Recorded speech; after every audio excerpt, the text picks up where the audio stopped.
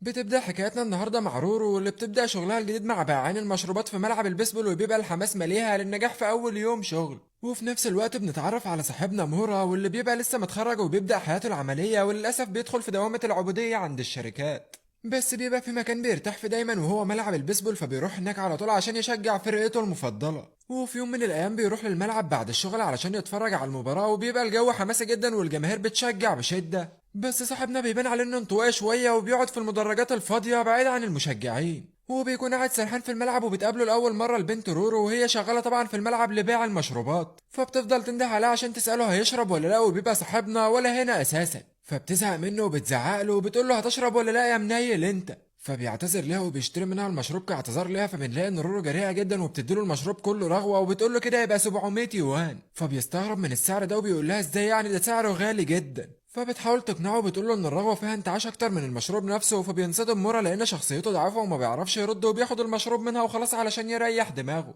وبتضحك عليه رورو في اللحظه دي وبتقول له يا عم هو انت اهبل كده، انا بهزر معاك، انت صدقت ولا ايه؟ وبتملى له الكوبايه كويس وبتشكره على انه اشترى منها ودعمها. وبيفضل مورا يتفرج على المباراه، بس بيتفاجئ ان رورو قاعده جنبه وما مشتش اساسا. فبيستغرب وبيسالها هي قاعده جنبه ليه، فبتقول له انها بترتاح وبتقول له انت عندك مشكله ولا حاجه. فبيتكسف صاحبنا ووشه بيقلب الوان وما بيعرفش يرد، فبتفهمه رورو ان العده اللي شايلها تقيله خالص والطلوع والنزول ده مرهق جدا بالنسبه لها. وبيلاحظ مورا ان البنت دي رغايه موت وبيبقى مصدع منها، بس بيبقى معجب بشجاعتها في نفس الوقت. هو بيحاول يفتكر لو هو شافها قبل كده في حته، بس ده بيكون من غير اي فايده طبعا لانها جديده في الشغلانه لسه. وبتقول له رورو انها كانت فاكره انه هتكسب فلوس كتير قوي في اول يوم ليها، بس للاسف ده ما حصلش. فبيرد عليها مورا وبيقول لها ان اللطافه بتاعتها ما كانتش كفايه انها تبيع كتير. فبتستغرب رورو كلامه وبتقول له انا ما قلتش ان لطيفه، وبتغلس عليه وبتقول له انا كنت فاكره اني شجاعه، بس بما انك شايف اني كيوته وجميله فدي حاجه تانية. وبتقول له انت شكلك وقعت في حب يا واد ولا ايه. فبيتحرج مرة وبيبقى مش عارف يرد يقول لها ايه، بس بيقول لها انا مش قصدي حاجه والله من الكلام اللي انت فهمتيه ده. وفي اللحظه دي بيحرز فريق مرة هدف رائع، فبيزيد الحماس بين الجمهور وبيفرح مرة جدا بالاجواء. بس بتستغرب البنت رورو وبتقول له ما دام انت فرحان قوي كده مش بتقعد بين المشجعين وبتحس بالاجواء الجميله دي ليه. وبنعرف في الوقت ده ان صاحبنا معقد نفسيا وما عندوش اي ثقه في نفسه، وبيقول ان شخص متدين وعلشان كده ما ينفعش يقعد بين المشجعين ويشجع فرقه كبيره زي دي، لان اللاعبين المدهشين دول مش مستنين واحد قليل زيه يشجعهم.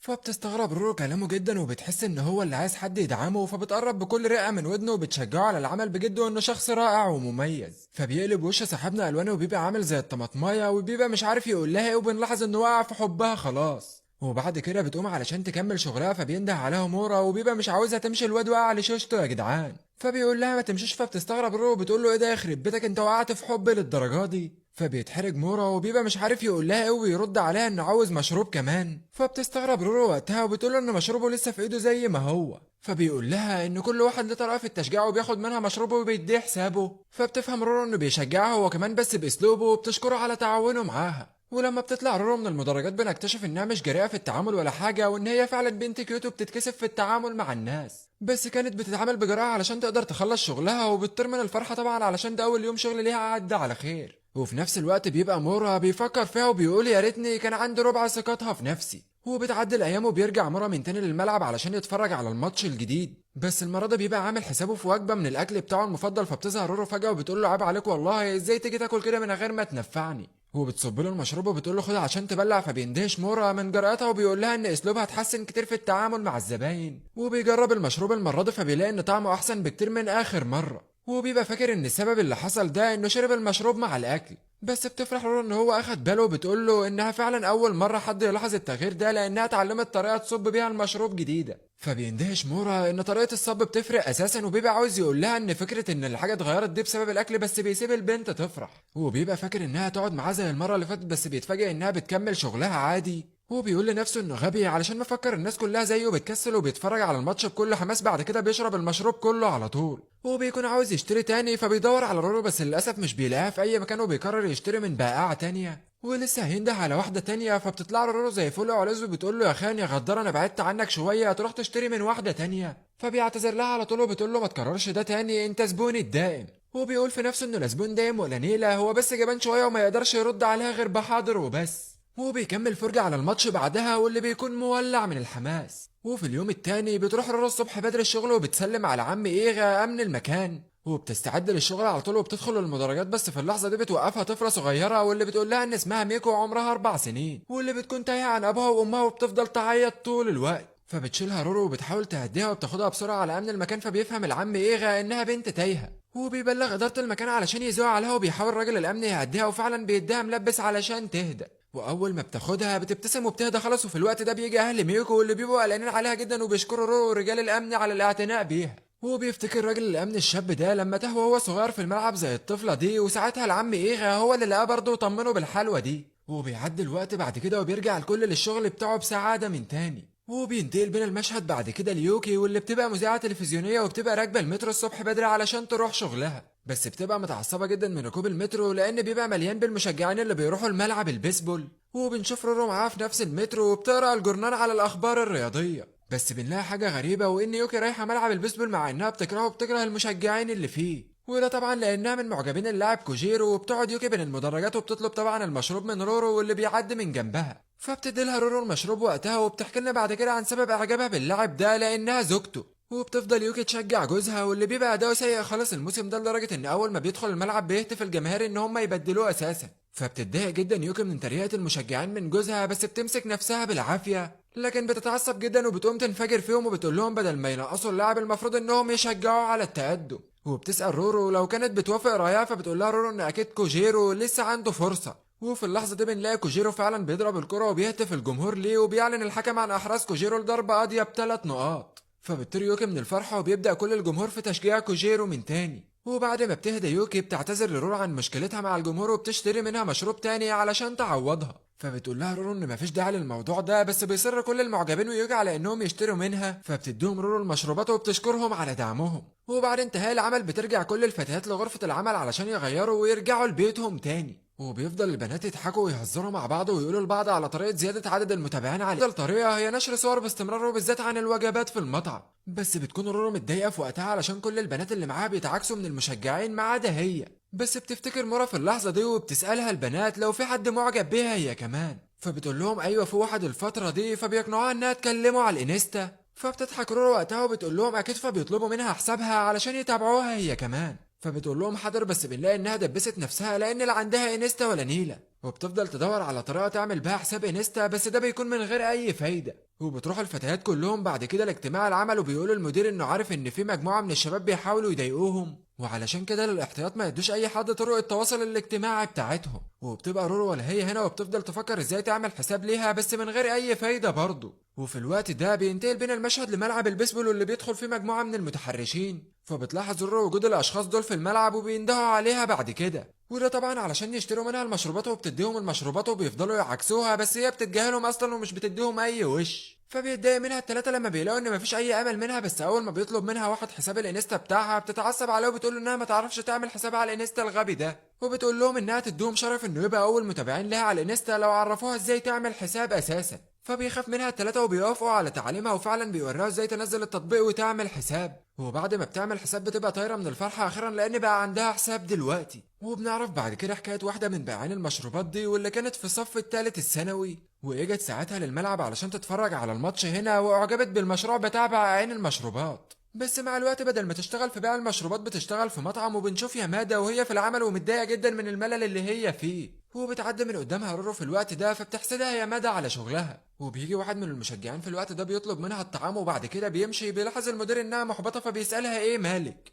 وبتقول له ان كله تمام. فبيحاول يفرحها المدير وبيقول لها انه هيزود مرتبها ل 100 يوان في الساعه. فبتتصدم البنت من الرقم يعني وبتشكره، فبيقول لها ان ده اقل حاجه ممكن يقدمها لها مقابل اجتهادها في الشغل. فبيتحسن مزاج يامادا على طول اول ما بتسمع عن الاجر وبتشتغل بحماس اكتر. وفي اللحظه دي بيجي مورا واللي بيبقى عاوز يشتري الدجاج المقلي فبتديهوله. هو بيقول لها باين عليها التعب والارهاق وبيسالها لو هي بخير، فبتستغرب البنت سؤاله وبتبقى محرجه جدا لانه سالها فجاه. فبيقول لها ولا حاجه وبيبقى ماشي، وبيقول لها انه بيستمتع دايما بالاكل اللي هي بتجهزه له. فبتقع البنت الهبله دي في حبه على طول، واول ما بيقول الكلمتين دول بيبقى بالنسبه لها الامير اللي هياخدها على الحصان الابيض. وبيلاحظ المدير تاني انها مش مركزه وشكلها تعبان، فبيقرر يفرحها تاني وبيقول لها انه هيخليها رئيسها الفتره بتاعتها. فبتنصدم البنت من تاني وبيبقى هيغمى عليها خلاص من الفرحه، وبتقرر انها لازم تدي شغلها حقه وتجتهد فيه على قد ما تقدر. وبنشوف بعد كده صاحبنا لاعب البيسبول اللي بنعرف انه ايطالي الجنسيه وبيبقى مشتاق لاهله جدا، بس بنعرف برضه انه متضايق من تعصب اليابانيين في الرياضه وبالذات اللي بيشجعوا البيسبول. وبنعرف ان صاحبنا برضه هو لاعب سابق في الدوري الرئيسي للبيسبول وبيقرر انه يجتهد اكتر عشان يرجع مستواه الاصلي، بس بتحصل حاجه غريبه واللي حولت له يومه كله، وهو ان المدرب بيدخل عليه وبيقول له ان دوره في الترتيب اجا،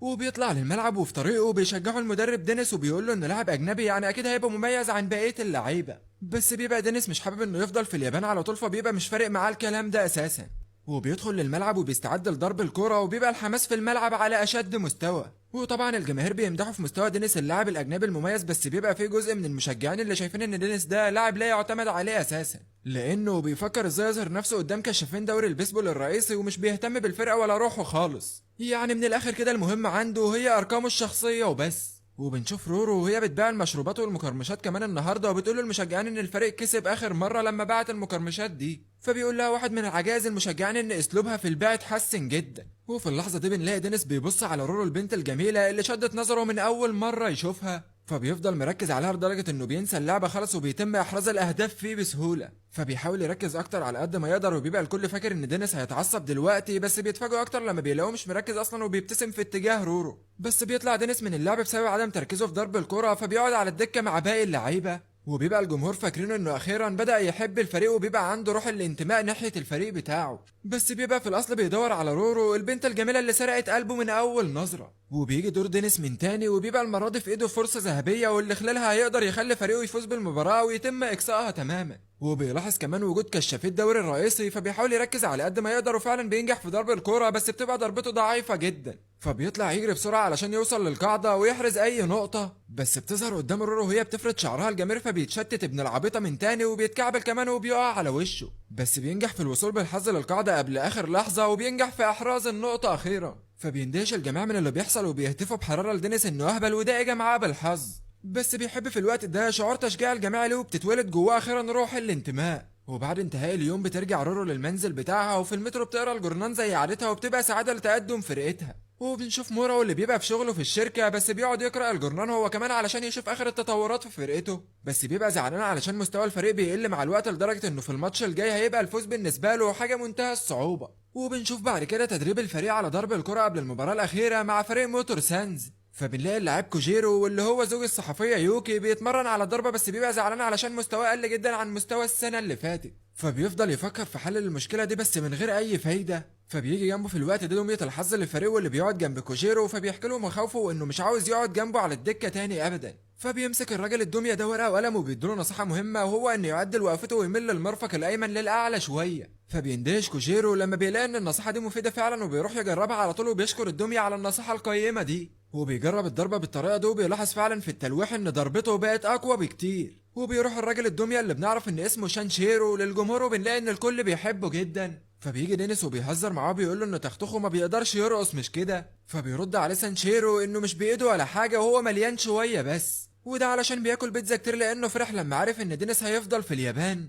فبيندهش دينيس علشان سامشيرو الراجل الدمية بيقدر يتكلم الإنجليزي كويس وكمان بيبقى عنده فضول يعرف هو منين، وبنروح ليامادا وهي شغالة في مطعم الوجبات السريعة واللي بتبقى لسه بتفكر في مورا واللي بيبقى فارس احلامها خلاص وبتتمنى لو تقدر تشوفه النهارده، فبتحب يامادا كلام سانشيرو وبتتوقع ان الاشخاص اللي جوه البلده دي رقيقه جدا وبيفهموا في الحب، وبينتقل المشهد لرورو واللي بتبقى قاعده في النفق العلوي للمدرج وبتفتكر فجاه انها ما شافتش ابوها من مده طويله، فبتتمنى لو تقدر ترجع البيت علشان تشوفه وكمان تاخد دش دافي وتنام، فبيظهر لها سانشيرو وبيقول لها ما تكسليش كده، عايزك تبقى مليانه نشاط وحيويه، فبترد عليها انها كانت بتريح شويه بس، فبيقول لها انه باين عليها الارهاق وبيطمنها انه هيفضل جنبها على طول لو احتاجت اي حاجه في اي وقت، فبتتحرج رورو من كلمات اللطيفه دي وبتقول له شكرا يا عم الحاج وبتسيبه وبتمشي، وبيكمل سانشيرو هو كمان في طريقه بيروح يحيي الجمهور وبيلعب معاهم، بس بتطير الكره اللي ضربها اللاعب وبتخبط فوق وبيمسكها بكل مهاره، فبيهتف كل الجمهور عن مهاراته المذهله، وبيدي سانشيرو الكره للبنت الصغيره واللي بتطير من الفرحه لحصولها على الكره دي اساسا،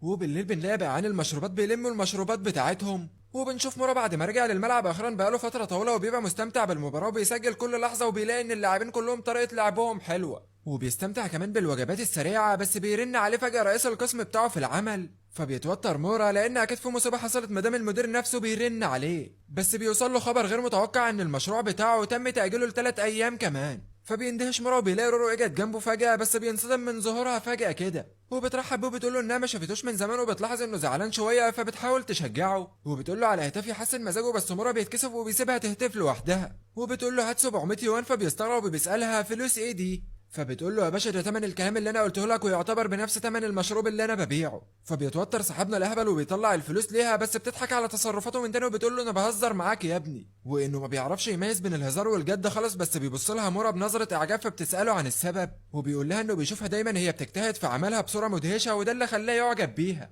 فبتنبسط رورو بكلامه وبتشكره عليه وبتودعه وبتمشي تكمل شغلها. ولما بتبعد بعيد عن الانظار بتبقى هتموت من الاحراج خلاص وبتقعد عشان ترتاح شويه. فبتلاقي اصحابها في الشغل بيتفرجوا على فيديوهات مضحكه على التليفون، فبتسالهم يا ترى هما بيشوفوا ايه بالظبط، فبيوروها الفيديو بتاع المذيعه وهي بتتريق على واحد من اللاعبين، وبنعرف انها بتتريق عليه بنفس الاسلوب ده من 5 سنين لحد دلوقتي. فبتشوف رورو الفيديو وبتسخسخ على نفسها من الضحك، وبيبقى الاصدقاء مستنيين مباراة النهارده بالذات علشان يشوفوا هي هتقول ايه عليه النهارده. وبينتهي بينا المشهد لغرفة مذيعة الساتو، واللي بنعرف انها بتتريق على طول على اللاعب نوكو، وبتبقى عارفة ان كل الجمهور هيبقى مستني تريقتها الجديدة على نوكو، وبتبقى متوترة جدا لانها النهارده ما عندهاش اي افكار جديدة. وبنعرف كمان انها عاملة كتاب صغير فيه كل التفاصيل الممكنة عن نوكو وحياته اليومية كمان، بس للاسف بتبقى قالت كل الحاجات دي قبل كده وبتفضل تفكر في حاجة جديدة. وفي اللحظة دي بيجي اللاعب نوكو اللي بيحييها وبيقول لها بالتوفيق ليكي في إذاعة النهاردة، وبنفهم من كده إنه ما بيتضايقش خالص من كلامها عليه وإنه بيبقى مبسوط بيها كمان. بس بتروح ساتو لغرفة حمام الموظفين والتوتر بيسيطر عليها علشان مش لاقي حاجة تقولها النهاردة. فبتدخل رورو عليها في اللحظة دي وبتلاحظ إنها متوترة خالص، فبتسألها لو هي كويسة، فبتطمنها ساتو إنه كله تمام، بس بتاخد بالها إنها مش كويسة خالص. بس بتسألها ساتو لو في أي حاجة في دماغها مش لاقيه لها أي إجابة، وبتتحرك ساتو إنها اتكلمت بعفوية مع رورو، بس رورو بيعجبها السؤال اللي هي قالته، وبتقول لها ان اكيد كل واحد هيلاقي الاجابه جواه في مكان معين، في دماغه. دماغك ما تروحش بعيد عشان عارف ان انت دماغك مسوحاك. وبتكون ساتو مش فاهمه هي بتقول ايه بالظبط، بس بتطمن وبترتاح لكلامها. وبتتحمس ساتو في اللحظه دي وبتمسك ايد رورو وبتقول لها انها عايزه تاخد رايها في حاجه مهمه. وفعلا ساتو بتاخدهم معاها لغرفه المذيعه، وبنلاقي ان زملائها كانوا قلقانين عليها جدا وبيسالوها هي كانت فين وبيدوروا عليها كل ده، بس بتطمنهم عليها. وبتقول لها ساتو انها حاسه ان وجود رورو معاها هيفيدها كتير في غرفه الاذاعه، وده طبعا علشان تديها روح عاليه علشان تقدر تنجح من تاني. وفعلا بتبدا المباراه وبتطلب المعايده من الطلاب يستعدوا للمواجهه بين الفريقين، وبيستعد لكل تشكيله البدايه، وبيهتف الجمهور بكل حماس للاعبين وهم داخلين لارض الملعب. وبتبقى رورو قاعده معاها في الغرفه ومتحمسه، والجمهور على اخره من الحماس لمباريات النهارده.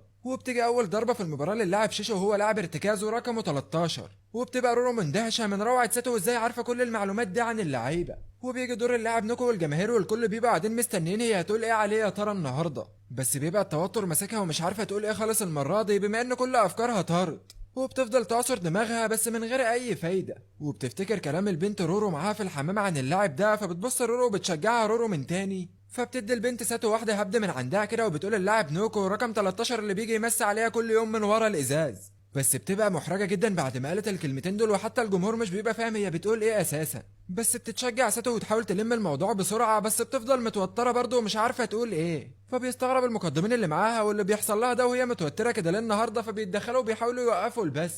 بس بتبقى رورو واقفه ورا الباب وبتمنعهم من الدخول، فبيخبطوه بشده على الباب علشان يدخلوا بس من غير اي فايده. وبتشجع رورو ساتو اكتر، فبتكمل ساتو بكل ثقه وبتفضل تمدح في اللاعب نوكو المره دي. وبتنتهي المباراه وبنلاقي كل الجماهير طالعه من الملعب مبسوطين من اداء اللعيبه وكمان كلام المذيع ساتو على اللاعب نوكو كالعاده. وبنشوف ساتو وهي فرحانه ان اليوم عدى على خير وبتشكر رورو على مساعدتها. وبنشوف رورو بعد كده وهي في اجتماع الموظفين وبيقول لها المدير انه تلقى اقتراح وده ما حصلش من زمان علشان هيركز معاها شويه. وبنعرف ان الاقتراحات اللي اتثبت المره دي كانوا 10 ورقات بيمدحوا في رورو بقاعه المشروبات. فبيندهش الكل وبيسالوا رورو هي عملت ايه علشان كل المديح ده. وبتتحرج رورو طبعا كالعاده ومش بتبقى فاكره هي عملت ايه اساسا علشان كل ده يحصل. وفي اليوم اللي بعده بيروح كل الجماهير للمباراه وبيبقوا مبسوطين لما بيشوفوا رورو. فبتبص رورو الاتنين عواجيز واللي بتبيع لهم على طول، فبيستغربوا هي ليه بتبص لهم كده النهارده. فبتقول لهم ولا حاجه وبتروح بعد كده تكمل بيع في مكان تاني، وبتقابل الصحفيه وبتبيع لها مشروبين هي كمان. وبتلف بعد كده على كل الزبائن اللي بيشتروا منها دايما وبتقعد تفكر يا ترى مين اللي كتب الكلام الجميل ده عنها، بس من غير اي فايده. وبنشوف مورو اللي بيندمج في تناول الوجبات بتاعته وهو قاعد يتفرج على الماتش. فبتظهر رورو من جنبه فجاه وبتبص له بطريقه غريبه وبتقول له هو انت اللي مخبي عني حاجه. فبيتوتر مورو وبتشك في رورو ان هو اللي كتب الرسايل دي، بس لما ما بيرضاش يرد عليها بتقول له انه مش هيقدر يخدعها وبتسيبه وبتمشي من غير ما تديله مشروب حتى. وبتبقى رورو مصممه تعرف مين اللي كتب الرسائل دي، فبتقابل واحد من رجال الامن واللي بيقول لها ان الصحفيه زوجة اللاعبه كتبت تعليقات ليها. وكانت بتمدح فيها، وكمان العواجيز نفس الكلام برضه. وده غير ميكو البنت الصغيره اللي كتبت انها بتحب رورو وثلاث الصيع اللي كانوا بيجوا الملعب على طول. وحتى مورا هو كمان كتب ان سبب من اسباب مجيئه للملعب ده هي رورو. يعني من الاخر كده كل زباينها بيحبوها وبيجوا هنا علشانها. فبتبقى رورو فرحانه جدا من محبه الناس ليها وبتبكي من الفرحه، وبتهدى بعد كده وبترجع للشغل بتاعها وبتقدم المشروبات لجميع زباينها وبتبقى بتعاملهم بلطف شديد، وبتاخد بعد كده التعليقات منهم بعد ما بتخلص شغلها وبتبقى مبسوطه على الاخر. ولو وصلت لهنا يا باشا انا عندي مسابقه صغيره ليك، وانا متاكد انها هتكون صعبه عليك شويه. لو عرفت انا قلت كام مره رورو في الفيديو ده هطلعك معايا الفيديو اللي جاي. وبكده يا شباب نكون لخصنا اول 4 حلقات من الانمي. فلو عجبك الانمي ده ما تنساش تعمل لايك رايق زيك كده وتشترك في القناه علشان نوصل 20,000 في اسرع وقت ممكن. واخر حاجه ما تنساش تصلي على النبي وتوحد الله. واخر حاجه حابب اقولها لك، ما تنساش تدعي لاخواتنا في فلسطين وجميع بقاع الارض ان ربنا ينصرهم ويقويهم يا رب على اللي هم فيه. وما طولش عليك اكتر من كده، اشوفكم الفيديو اللي جاي. سلام.